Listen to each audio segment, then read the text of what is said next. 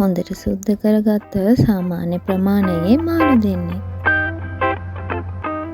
garlic, ginger, black pepper, ඔයාලගේ රස අනුව ලුණු ටිකකුත් එකතු කරගමු.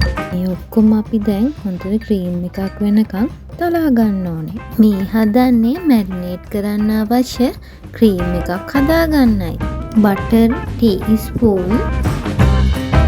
මේ අපි කලින් හදාගත්ත ක්‍රීම් එක.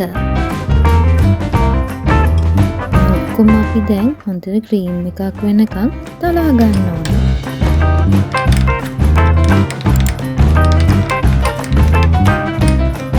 chili powder 1 teaspoon, garam masala powder 1 teaspoon,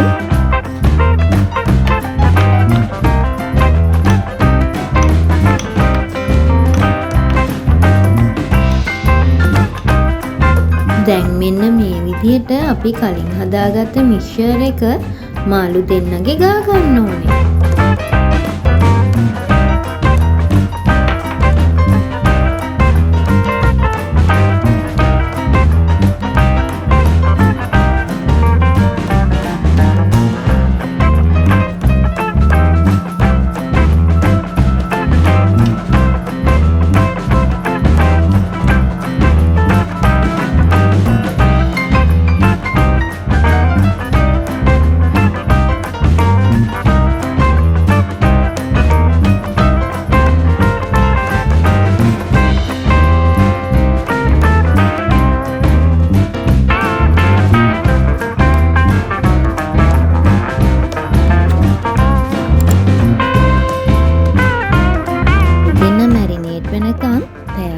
අපි මේක වහලා තියමු දැන්.